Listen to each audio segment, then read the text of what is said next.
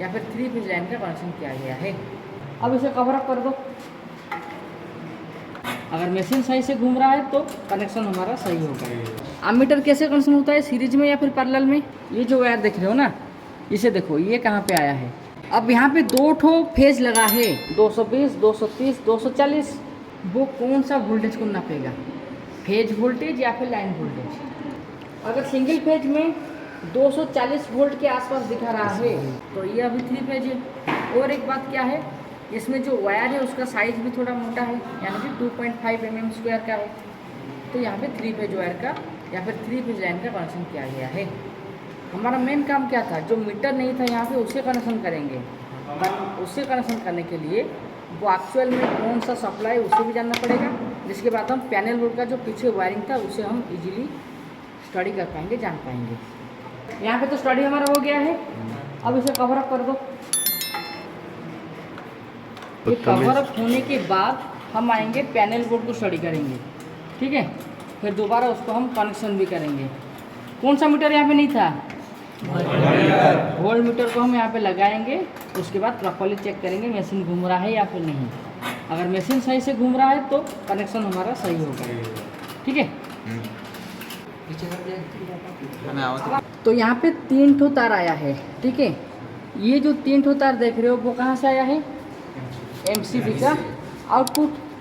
अभी ये तीनों तार को मार्क करो। एक तार आया है, पहले कौन सा इंस्ट्रूमेंट था, अमीटर। अमीटर कैसे कनेक्शन होता है, सीरीज में या फिर पैरेलल में?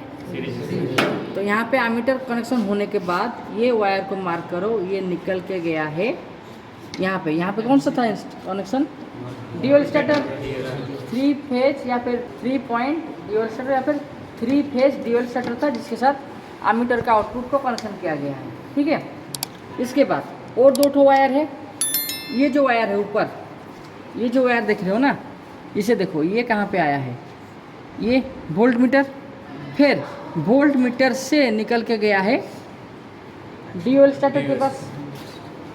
और अभी ये वाला वायर को देखो, ये कहाँ पे आया है, ये वाला वोल्ट मीटर, मतलब वोल्ट मीटर का सेकेंड पॉइंट। एक होता है इनपुट, दूसरा होता है आउटपुट। वोल्ट मीटर से फिर यहाँ से निकल के गया है कहाँ पे, DOL स्टार्टर। DOL यानी कि डायरेक्ट ऑनलाइन, इसलिए पहले हम आगे का जो पैनल उससे स्टडी किए थे, ठीक है। अब यहाँ पे 2 ठो फेज लगा है, 3 ठो फेज था ना, यहाँ पे 2 ठो फेज क्यों लगा है, वोल्ट मीटर के साथ फेज न्यूट्रल भी लगता है चेक करने के लिए कितना वोल्टेज दिखाएगा वहाँ पे, 220, 230, 240। अब यहाँ पे 2 ठो फेज है तो कितना वोल्टेज दिखाएगा। अब यहाँ पे 2 ठो फेज है, 2 ठो फेज है ना, 2 ठो फेज यानी कि कितना वोल्टेज दिखाएगा। जहाँ पे वोल्ट मीटर के साथ 2 ठो फेज कनेक्शन किया गया है वो कौन सा वोल्टेज को नापेगा, फेज वोल्टेज या फिर लाइन वोल्टेज? भाई बहन पूछा जाएगा। अगर 2 ठो फेज को वोल्ट मीटर के साथ कनेक्शन किया गया है तो वो कौन सा वोल्टेज नापेगा, फेज वोल्टेज या फिर लाइन वोल्टेज?